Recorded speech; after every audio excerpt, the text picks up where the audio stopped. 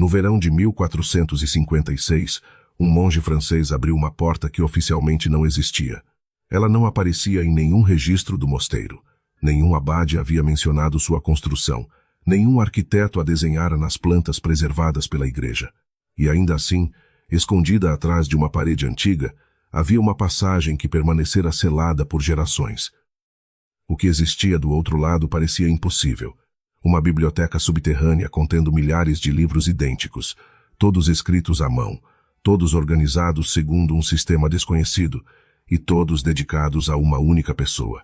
Um livro para cada vida, um volume para cada ser humano. Mas o detalhe mais perturbador não era a existência da biblioteca. Era o fato de que alguns daqueles livros descreviam acontecimentos que ainda não haviam acontecido. E quando o monge finalmente encontrou um volume contendo seu próprio nome, percebeu que talvez existissem conhecimentos que jamais deveriam ser lidos.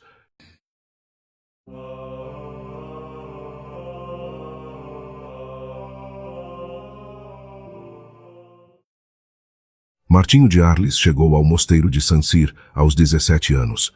Era o ano de 1418 e a Europa ainda carregava as cicatrizes deixadas pela peste negra. Muitas aldeias jamais haviam recuperado a população perdida. Campos inteiros permaneciam abandonados. Algumas estradas outrora movimentadas tornaram-se caminhos silenciosos, percorridos apenas por mercadores ocasionais e peregrinos. O jovem Martinho vinha justamente de uma dessas aldeias esquecidas. Seu pai morrera quando ele ainda era criança e sua mãe passara anos tentando sustentar a família trabalhando para proprietários rurais da região. A entrada no mosteiro não foi motivada por uma grande vocação religiosa, nem por um chamado divino. Foi, acima de tudo, uma oportunidade de sobrevivência. Mas o que começou como necessidade acabou transformando sua vida.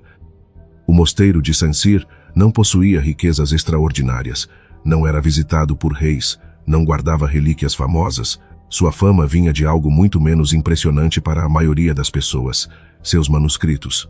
Ao longo de quase 3 séculos, monges haviam acumulado uma coleção respeitável de textos religiosos, tratados médicos, crônicas de viagens, registros administrativos e cópias de obras antigas que circulavam pela Europa medieval. Muitos daqueles livros eram únicos. Alguns haviam sido copiados tantas vezes que ninguém mais sabia onde terminava o texto original, e começavam os acréscimos feitos por gerações de escribas. Martinho apaixonou-se por aquele mundo silencioso. Enquanto outros monges preferiam o trabalho nos vinhedos ou nas oficinas, ele passava horas entre estantes de madeira escurecidas pelo tempo. Gostava de observar margens anotadas por homens mortos havia séculos. Gostava de imaginar as mãos que haviam copiado cada página. Gostava da ideia de que um pensamento pudesse atravessar gerações inteiras escondido dentro de um livro. Com o passar dos anos, tornou-se uma presença constante na biblioteca.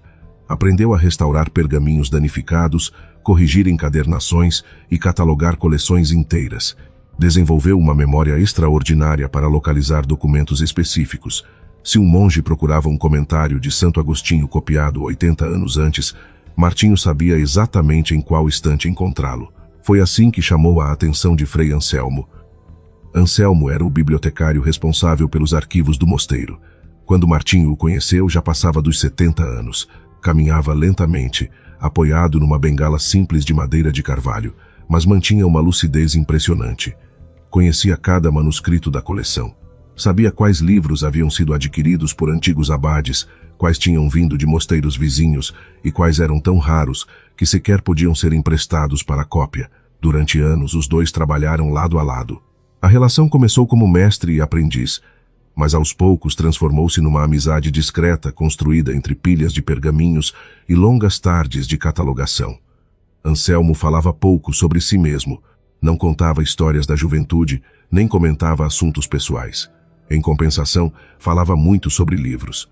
Costumava dizer que as pessoas cometiam um erro ao procurar respostas dentro deles. Livros não guardam respostas, repetia. Guardam perguntas. Segundo ele, respostas envelheciam rapidamente. Eram substituídas por novas ideias, novas descobertas e novas interpretações. Perguntas, por outro lado, atravessavam séculos praticamente intactas. Martinho ouviu aquela frase tantas vezes que acabou decorando-a. Anos depois, perceberia que talvez Anselmo estivesse falando de algo muito mais específico do que aparentava. Por volta de 1436, a saúde do velho bibliotecário começou a piorar rapidamente. Ele passou a aparecer menos na biblioteca. Algumas tarefas foram transferidas para Martinho. Certos registros administrativos deixaram de ser atualizados. Pela primeira vez em décadas, os demais monges começaram a discutir quem assumiria oficialmente a função quando chegasse o momento inevitável. Anselmo parecia saber exatamente o que estava acontecendo, mas não demonstrava medo, nem tristeza. Se havia alguma emoção em seu rosto durante aqueles últimos meses, era preocupação. Uma preocupação silenciosa que ninguém compreendia. Em algumas ocasiões, Martinho percebeu o velho observando determinadas estantes por longos períodos. Em outras, encontrou-o caminhando sozinho pelos corredores da biblioteca depois do anoitecer, como se estivesse verificando algo. Quando perguntado, Anselmo sempre respondia da mesma forma, apenas conferindo se tudo continua onde deveria estar. Na época, aquilo pareceu uma excentricidade inofensiva. Mais tarde, Martinho passaria anos tentando entender o verdadeiro significado daquela frase. O inverno de 1437 chegou especialmente rigoroso.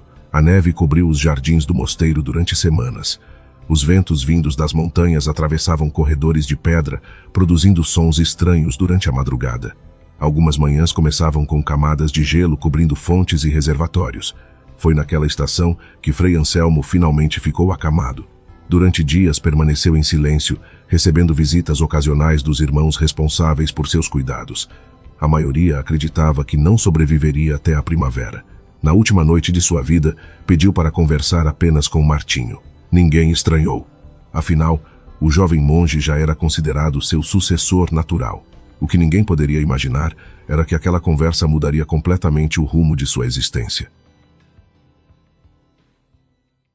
Quando Martinho entrou no quarto, encontrou Frei Anselmo muito mais frágil do que imaginava. A luz de uma única vela iluminava parcialmente o aposento. O restante permanecia mergulhado em sombras. Sobre uma pequena mesa repousavam uma tigela de água, alguns panos e um livro de orações que ninguém parecia ter aberto naquele dia. Durante alguns instantes, nenhum dos dois falou. O velho bibliotecário observava a chama da vela como alguém concentrado em pensamentos distantes. Apenas quando percebeu a presença do discípulo, voltou lentamente o rosto em sua direção. "Feche a porta." Martinho obedeceu. O pedido não parecia estranho. Muitos homens próximos da morte desejavam privacidade para suas últimas palavras. Ainda assim, havia algo incomum naquele momento. Algo que ele seria incapaz de explicar mais tarde. Talvez fosse o silêncio. Talvez fosse a expressão de Anselmo. Ou talvez fosse a sensação de que aquela conversa havia sido preparada havia muito tempo. O velho ergueu uma das mãos com dificuldade e apontou para uma pequena arca de madeira posicionada ao lado da cama. Martinho abriu a tampa. Dentro havia apenas um objeto, uma chave, nada mais. Nenhum documento, nenhuma carta, nenhuma explicação. Apenas uma chave de ferro escurecido. Era pesada para seu tamanho. O metal apresentava marcas do tempo, mas não parecia enferrujado. O formato era incomum. Nem mesmo Martinho, acostumado a observar mecanismos e fechaduras antigas espalhadas pelo mosteiro, conseguia associá-la a qualquer porta conhecida. Anselmo aguardou até que ele a segurasse. Então falou novamente. "Agora ela é sua." Martinho franziu a testa. Perguntou o que a chave abria. O velho demorou vários segundos para responder. Parecia escolher cuidadosamente as palavras. "Quando chegar o momento, você saberá." A resposta não ajudou. Martinho insistiu. Perguntou onde deveria procurar. Perguntou quem havia sido o proprietário anterior. Perguntou por que ele fora escolhido.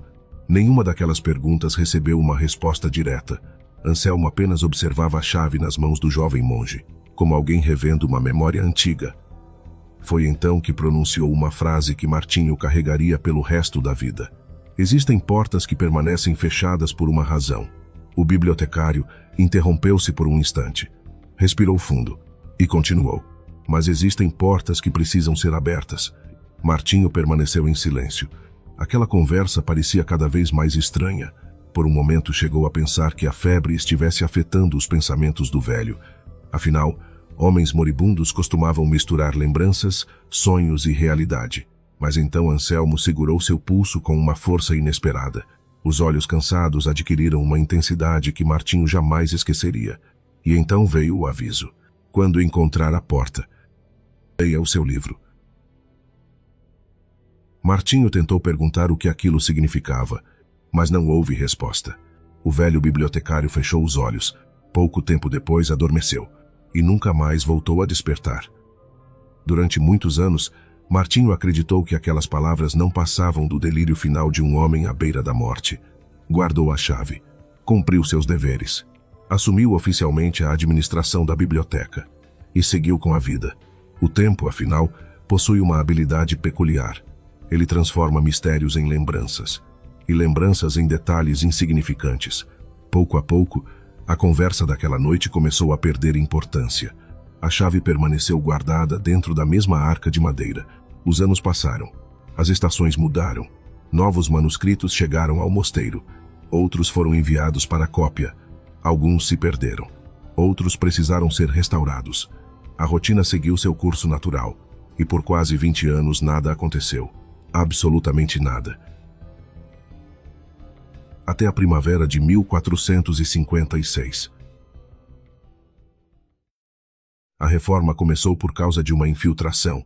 Não havia nada de misterioso nisso. Os invernos rigorosos da região costumavam desgastar lentamente as construções mais antigas. Com o passar dos séculos, pequenas rachaduras permitiam a entrada de água entre as pedras. Naquele ano, parte da ala norte da biblioteca começou a apresentar sinais preocupantes de deterioração. Algumas estantes precisaram ser removidas. Paredes foram examinadas. Blocos antigos substituídos. Era um trabalho lento e tedioso, mas necessário. Martinho acompanhava a maior parte do processo pessoalmente. A biblioteca era sua responsabilidade. Cada manuscrito removido precisava ser catalogado antes de ser armazenado temporariamente em outro local. Foi durante uma dessas transferências que algo incomum aconteceu.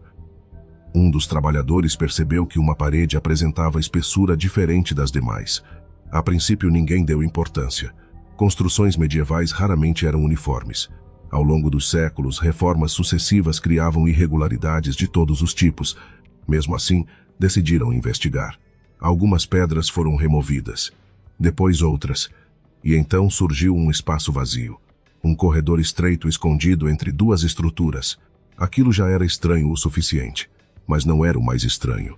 O verdadeiro problema apareceu quando avançaram alguns metros. No final do corredor havia uma porta de ferro. Ela não aparecia em nenhuma planta preservada pelo mosteiro. Nenhum documento mencionava sua existência. Nenhum bibliotecário anterior havia registrado aquele espaço. Era como se alguém tivesse construído aquele corredor secretamente e depois apagado qualquer vestígio de sua existência. Martinho sentiu um desconforto imediato, não por causa da porta, mas por causa da fechadura. Ele conhecia aquele formato. Naquela mesma noite, retornou aos seus aposentos, abriu a antiga arca de madeira e retirou a chave recebida quase 20 anos antes. Por alguns instantes permaneceu observando o objeto. Sentiu-se ridículo. Talvez estivesse imaginando conexões inexistentes. Talvez a semelhança fosse mera coincidência. Talvez estivesse permitindo que velhas lembranças influenciassem seu julgamento. Mas havia apenas uma forma de descobrir. Na manhã seguinte retornou ao corredor. Os trabalhadores ainda não haviam conseguido abrir a porta. Nenhuma ferramenta parecia funcionar. As dobradiças resistiam. O mecanismo permanecia travado. Martinho aguardou até ficar sozinho. Então retirou a chave, aproximou-a da fechadura e, pela primeira vez em quase 2 décadas, ouviu novamente a voz de Frei Anselmo ecoando dentro da própria memória. Quando encontrar a porta, a chave encaixou perfeitamente. E naquele instante, pela primeira vez desde a morte do velho bibliotecário, Martinho compreendeu que nada daquilo havia sido um delírio. Nada, absolutamente nada. Durante vários segundos, Martinho permaneceu imóvel diante da porta. A chave ainda estava encaixada na fechadura. Sua mão repousava sobre o metal frio, mas ele não girou o mecanismo imediatamente. Parte dele não queria fazê-lo, porque enquanto a porta permanecesse fechada, ainda era possível acreditar que tudo aquilo tivesse uma explicação simples. Uma sala esquecida, um depósito antigo, algum arquivo abandonado por gerações anteriores. Nada mais. Mas a presença daquela chave tornava essa hipótese cada vez menos provável. A chave existia antes da descoberta da porta. Frei Anselmo conhecia sua existência e havia esperado décadas para entregá-la. Aquilo não era coincidência. Nunca fora. Respirando fundo, Martinho girou lentamente o mecanismo. O som metálico ecoou pelo corredor estreito. Primeiro um estalo, depois outro. Em seguida, algo pareceu se mover dentro da própria parede. Durante um instante, imaginou que a fechadura fosse se partir. Mas não aconteceu. O mecanismo respondeu com surpreendente suavidade, como se tivesse sido utilizado recentemente, como se alguém ainda cuidasse dele. A ideia provocou um arrepio imediato, porque isso era impossível. A porta abriu apenas alguns centímetros, o suficiente para liberar uma corrente de ar frio. Muito frio, mais frio do que o restante do mosteiro, mais frio do que o corredor escondido, mais frio do que a própria primavera que dominava as montanhas lá fora. Martinho permaneceu imóvel, sentindo aquele vento estranho atingir seu rosto. O ar carregava um cheiro difícil de definir. Não era mofo, não era madeira apodrecida, também não era o odor típico de locais fechados durante muito tempo. Parecia papel, milhares de folhas antigas guardadas juntas durante séculos. Empurrando a porta lentamente, abriu passagem suficiente para atravessar. Do outro lado havia uma escadaria. Nada além disso. Degraus de pedra desaparecendo na escuridão. Sem inscrições, sem símbolos religiosos, sem qualquer indicação do que existia abaixo. Apenas uma descida, longa, silenciosa, profundamente silenciosa. Martinho retornou à biblioteca principal, pegou uma lanterna de óleo, acendeu a chama e voltou. Naquele momento, ainda acreditava que pisaria em algum depósito esquecido. Talvez uma adega antiga, talvez um arquivo abandonado, talvez uma estrutura construída por gerações anteriores. Jamais imaginou o que encontraria ao final daquela escadaria. Os degraus continuavam descendo muito além do esperado. 20, 30, 40, talvez mais. A sensação era estranha, porque o mosteiro jamais parecera tão grande. Mesmo conhecendo a construção havia décadas, Martinho nunca imaginara que existisse tanto espaço sob suas fundações. À medida que avançava, a temperatura diminuía. O silêncio tornava-se quase absoluto. E a única coisa que rompia aquela quietude era o som de seus próprios passos. Finalmente a escadaria terminou. Diante dele surgiu um corredor, largo o suficiente para duas pessoas caminharem lado a lado, construído com blocos perfeitamente alinhados, mais bem preservados do que muitos trechos visíveis do próprio mosteiro. Aquilo era impossível. Estruturas subterrâneas normalmente sofriam com infiltrações, rachaduras e deterioração, mas não ali. As paredes pareciam intactas, como se o tempo tivesse passado de maneira diferente naquele lugar. Martinho avançou lentamente. A luz da lanterna projetava sombras compridas ao longo do corredor. Por alguns instantes teve a impressão de que o caminho jamais terminaria. Então avistou uma porta, desta vez feita de madeira escura, muito antiga, mas extraordinariamente conservada. Quando a empurrou, ouviu apenas um leve rangido, e então entrou. Durante vários segundos foi incapaz de compreender o que estava vendo. Sua mente simplesmente recusava a imagem diante dos olhos, porque o espaço era grande demais, muito maior do que deveria existir sob as fundações do mosteiro. A luz limitada da lanterna não alcançava o final da sala. Estantes surgiam em todas as direções, fileiras intermináveis, corredores organizados, prateleiras ocupadas do chão ao teto, livros, milhares deles, talvez dezenas de milhares. Martinho permaneceu imóvel, tentando encontrar uma explicação racional. Talvez fosse um arquivo pertencente a alguma ordem antiga, talvez um projeto abandonado, talvez uma coleção esquecida por gerações, mas nenhuma dessas hipóteses parecia suficiente, porque não era apenas uma biblioteca, era uma biblioteca planejada, construída com propósito, mantida com extremo cuidado. Não havia sinais de abandono, não havia livros espalhados, não havia estantes quebradas, nenhum indício de colapso estrutural. Tudo estava organizado, meticulosamente organizado, como se alguém ainda administrasse aquele lugar. A ideia voltou a incomodá-lo. Quem? Avançando entre as estantes, percebeu outro detalhe curioso. Os livros pareciam idênticos, mesma encadernação, mesmo tamanho, mesmo couro escuro. Nenhum título, nenhuma decoração, nenhum símbolo, apenas números. Sequências longas de números gravadas discretamente nas lombadas. Nada mais. Aquilo não fazia sentido. Bibliotecas organizavam conhecimento por assuntos, autores, temas, regiões, datas, mas aqueles livros não pareciam seguir qualquer sistema conhecido, e ainda assim a organização era evidente. Havia ordem, uma ordem extremamente precisa, só que construída segundo regras que Martinho não compreendia. A curiosidade finalmente venceu o receio. Ele estendeu a mão, retirou um dos volumes da estante. Sentiu seu peso. Era surpreendentemente pesado, mais pesado do que a maioria dos manuscritos comuns, como se contivesse muito mais páginas do que aparentava. Respirou fundo, abriu a capa e encontrou uma única frase escrita na primeira página. Um nome, nada além de um nome, mas aquele nome mudaria completamente sua compreensão daquele lugar. Por alguns instantes, Martinho apenas observou a página.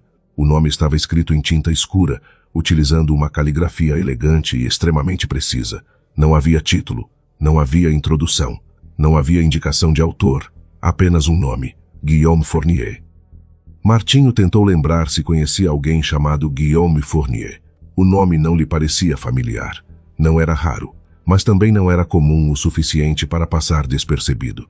Ainda assim, após alguns segundos de reflexão, concluiu que provavelmente se tratava de um desconhecido, talvez um antigo nobre, talvez um comerciante, talvez um monge de outra região, nada mais. Então começou a ler. As primeiras linhas descreviam um nascimento ocorrido décadas antes, numa pequena aldeia próxima à cidade de Avignon.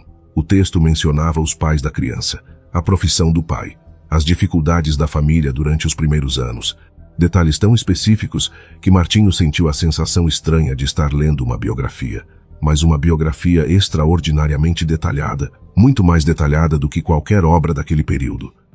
Conforme avançava pelas páginas, a sensação de estranheza aumentava.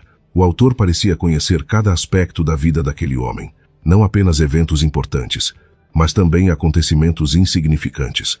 Uma queda sofrida aos 9 anos, uma discussão com o irmão mais velho, uma viagem realizada durante a juventude, uma promessa feita e nunca cumprida, pequenos episódios que dificilmente apareceriam em registros históricos.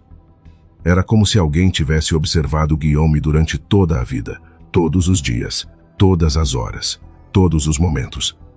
Martinho fechou o livro, pensou durante alguns segundos, depois voltou a abri-lo. Talvez estivesse diante de uma obra literária, um romance extremamente elaborado, uma alegoria, uma ficção construída em torno de uma vida imaginária. Era a explicação mais lógica, a única explicação lógica. Mesmo assim, algo o incomodava.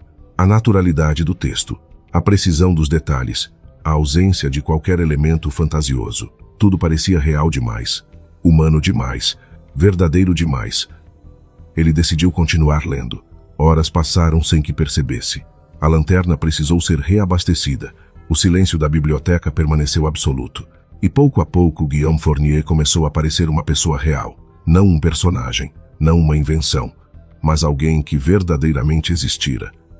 Foi então que Martinho chegou às últimas páginas. Ali encontrou os últimos anos daquela vida. A velhice, as doenças, o enfraquecimento gradual e finalmente a morte, registrada com uma precisão desconfortável. O local, o dia, as circunstâncias, até mesmo as últimas palavras atribuídas ao homem. Quando terminou a leitura, permaneceu sentado durante muito tempo. O livro repousava aberto diante dele, mas sua mente estava distante, tentando compreender o que acabara de ler, porque uma pergunta surgira de forma inevitável. Se Guillaume realmente existira, quem havia escrito aquilo? Nos dias seguintes, Martinho retornou diversas vezes à biblioteca subterrânea. Inicialmente tentou convencer a si mesmo de que tudo possuía uma explicação simples. Talvez os livros fossem registros históricos, produzidos por alguma ordem desconhecida. Talvez existisse um grupo dedicado a documentar vidas específicas. Talvez aquela coleção fosse resultado de gerações de trabalho. Mas quanto mais investigava, mais difícil se tornava sustentar essa teoria, porque todos os livros pareciam seguir exatamente o mesmo padrão, a mesma estrutura, a mesma linguagem, o mesmo estilo de escrita, como se tivessem sido produzidos por uma única pessoa, ou por algo incapaz de cometer variações. A quantidade também não fazia sentido. Martinho começou a percorrer os corredores da biblioteca com mais atenção. Rapidamente percebeu que o espaço era muito maior do que imaginara durante a primeira visita. Novas estantes surgiam após cada curva. Novos corredores apareciam além do alcance da luz. Fileiras intermináveis desapareciam na escuridão. Era impossível calcular quantos livros existiam ali. Milhares, talvez dezenas de milhares, talvez muito mais. Em certo momento decidiu realizar um teste. Escolheu outro volume aleatoriamente. Depois outro e mais outro.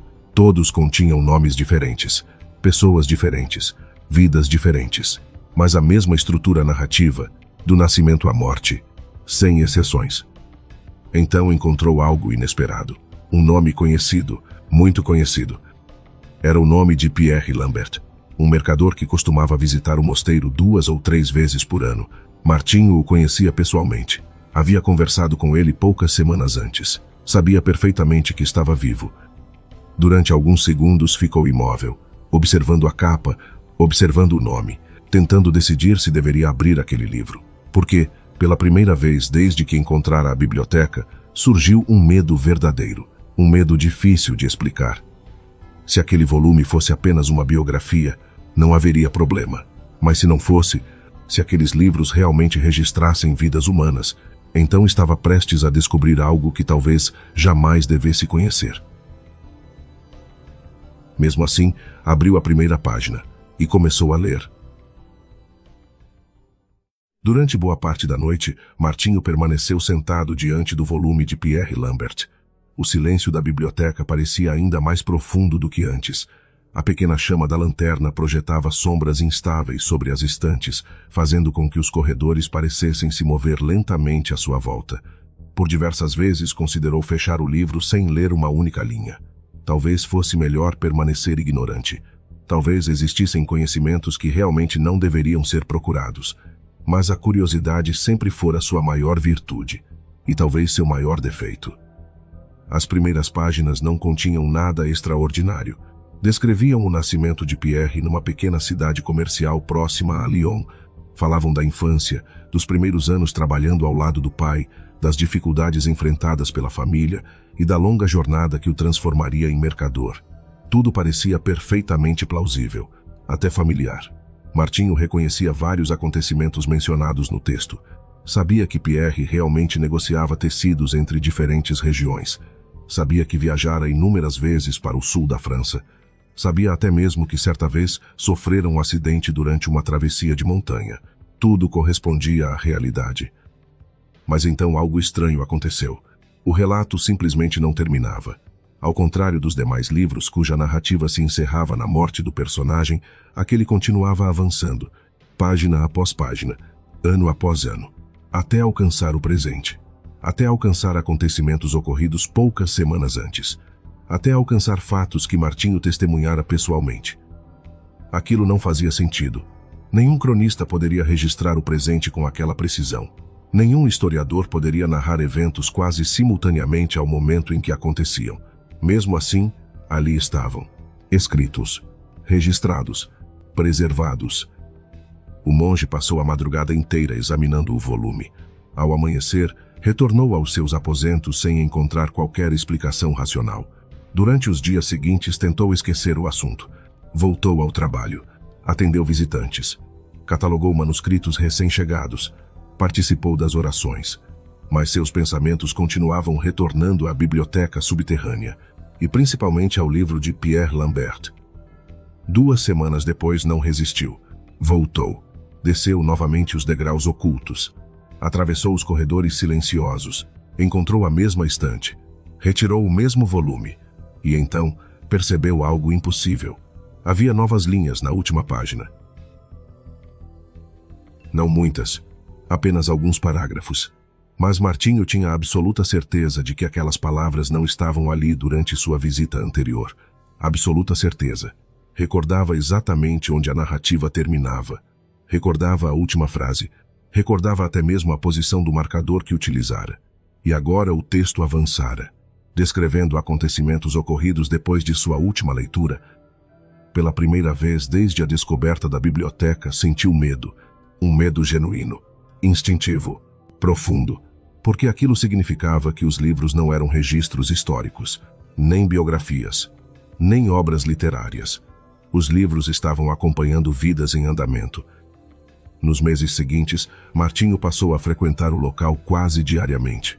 Inicialmente tentou agir como estudioso, registrar observações, buscar padrões, analisar a organização das estantes. Mas aos poucos sua postura mudou. A investigação transformou-se em obsessão. Começou a selecionar nomes conhecidos: mercadores, peregrinos, monges, habitantes das aldeias próximas. Sempre que possível, verificava as informações descritas nos livros e sempre encontrava correspondência, datas corretas, eventos reais, detalhes impossíveis de serem inventados. Quanto mais verificava, mais assustadora se tornava a conclusão. A biblioteca não continha histórias, continha vidas, milhares delas, talvez milhões. Foi então que surgiu a pergunta inevitável: se existia um livro para Pierre Lambert, se existia um livro para Guillaume Fournier, se existia um livro para cada pessoa, então também deveria existir um livro para Martinho de Arles. E pela primeira vez desde a morte de Frei Anselmo, o monge compreendeu verdadeiramente o significado daquele aviso: não leia o seu livro. Mas já era tarde demais. A curiosidade havia vencido. Durante semanas, Martinho resistiu. Tentou convencer-se de que não precisava saber. Tentou limitar sua investigação aos demais volumes. Tentou manter distância daquela pergunta. Mas a mente humana possui uma estranha relação com o desconhecido. Quando sabemos que uma resposta existe, torna-se quase impossível ignorá-la. A busca começou discretamente. Ele não sabia como a biblioteca organizava seus livros. Os números nas lombadas pareciam seguir um padrão complexo demais para ser compreendido rapidamente. Mesmo assim, após meses de observação, começou a identificar certas regularidades. Algumas seções agrupavam pessoas nascidas em períodos semelhantes. Outras pareciam relacionadas a regiões específicas. Pouco a pouco foi aprendendo a navegar naquele labirinto. A procura durou quase um ano inteiro, até que, numa noite de inverno, encontrou o volume. Estava escondido numa seção distante da biblioteca, entre milhares de livros aparentemente idênticos. Mas não havia dúvidas. O nome estava ali: Martinho de Arles. Durante vários minutos permaneceu imóvel, segurando o livro sem abri-lo, observando apenas a capa, lembrando-se de Anselmo, lembrando-se do aviso, lembrando-se dos anos em que ignorara a existência daquele lugar. Talvez ainda pudesse voltar atrás, recolocar o volume na estante, partir, nunca mais retornar, mas sabia que não faria isso, porque no fundo a decisão já havia sido tomada muito antes. Talvez no instante em que encontrou a porta, talvez no instante em que recebeu a chave, talvez no instante em que escolheu tornar-se guardião de livros. Com mãos trêmulas, abriu a capa e começou a ler. As primeiras páginas narravam sua infância. Depois vieram os anos de juventude, a chegada ao mosteiro, o encontro com Frei Anselmo, a vida entre os manuscritos. Tudo estava ali. Cada detalhe, cada escolha, cada erro, cada arrependimento. As horas passaram sem que percebesse, página após página, ano após ano, vida após vida, sua própria vida. Até chegar ao presente, até chegar àquela noite, até chegar ao momento exato em que estava sentado naquela biblioteca lendo seu próprio livro. E então encontrou a última página. Ela não estava em branco. Ninguém sabe exatamente o que Martinho leu naquela noite.